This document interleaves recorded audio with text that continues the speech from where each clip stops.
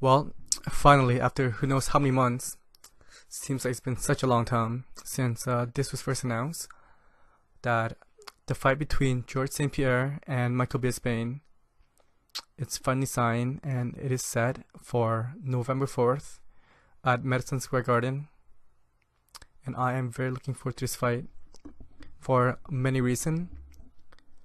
I'm gonna start with Michael Bisping. He's gonna get paid, man. Paid the man. Michael Bisping, he's been in the fight game for a very long time. He's a former winner of the Ultimate Fighter, the reality show. He's been competing in the UFC for about 10 years, and he said he never had $1 million payday. Well, Michael, you are gonna get more than a $1 million payday. You're the champ. You're fighting George at Madison Square Garden. You're gonna get your base pay plus the pay-per-view bonus paid. I could see this pay-per-view, I could see the sell being over $1 million. And from what I've seen throughout the years, that any pay-per-view sales exceeded 1 million, the champ will receive about $5 per buy. You are the headliner. So I am willing to put money on it that after this fight is over, after everything is said and done, you, Michael, are gonna walk away with more than $5 million for this fight alone. And okay, that's the financial incentive. And here's the second incentive, which to me this is the main reason why I would like to see you guys fight. Michael, if you beat George, you will be the only man that have ever beat the GOAT, the greatest all time at middleweight, which is Anderson Silva, and you will beat the greatest all time, which is George, from welterweight. Could you just imagine having that on your resume, saying that you beat two of possibly, two out of three. No, say 2 out of 4. You said that you could be 2 out of 4, 2 of the greatest fighter in their division in your career. Wow. Okay, if you guys are wondering, the 4 that I'm thinking of are George as a welterweight, Anderson Silva as middleweight, John Jones light heavyweight, and Randy Couture as a heavyweight, because Randy was a beast back then when he was in his prime. And I could also mention the featherweight and the light heavyweight, but that's not really an issue because there's no way that Michael Bisping could drop down to lightweight to compete. So yeah, Michael, could just imagine, man, if you beat George, you could essentially just ride off into the sunset. You could fuck the Robert Whittaker fight. You could fight him, or move up to light heavyweight and face Jones. Could you just imagine beating George St.Pierre, the greatest welterweight, Anderson Silva, the greatest middleweight, then you went up to fight John Jones and had the opportunity to beat him too? That would be unreal. Fuck the title. Just give me all these guys to fight and pay me $5 million to fight.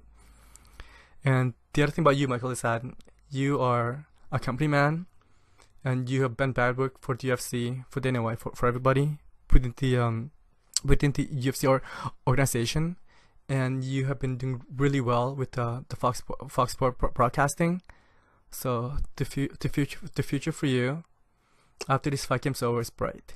And I heard that your podcast is doing good as well. So that's a shout out to Michael Bisping's podcast. Believe You Me. If you guys have not heard it, go check it out. I think it's hilarious. And yeah, okay. So that's my thought on Michael Bisping and his opportunity with this fight with George. And now I'm going to talk about George. So I heard last year when this fight was first announced that George, he signs a 3-fight contract, And the three fight that George would like to compete against are, the three fight that George would like to have are, of course, Michael Bisping, the winner, the title holder of the welterweight title, when whoever that might be. And by the way, that this is looking, it's gonna be Tyron Woodley, cause he's off for 6 months as well. And on his way out, he would like to fight Conor McGregor at lightweight. So that's the rumor. That's what I've heard. And the source I heard, of course, is from, well, like where I get all my sources. Of course, it's YouTube, MMA Junkie, MMA Fighting, and For Us a Hobby, YouTube channel. Yeah, if you guys haven't seen it, check out For Us YouTube channel as well. It's very in depth. It's very insightful. So, yeah.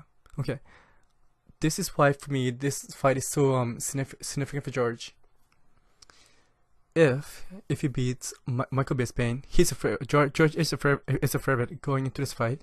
If he beats Michael Bisping, he will be only the 4th fighter in the history of the UFC that would hold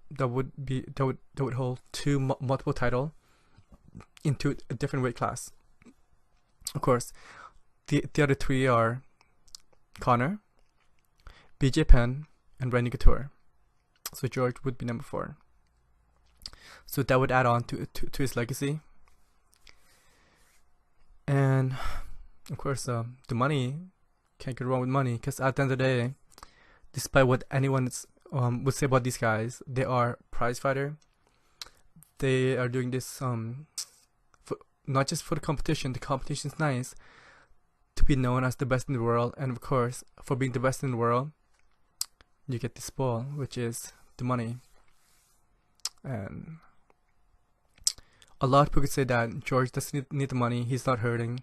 He's doing well financially outside the world of mixed martial arts. That's true. You know what? I'm not going to argue against that.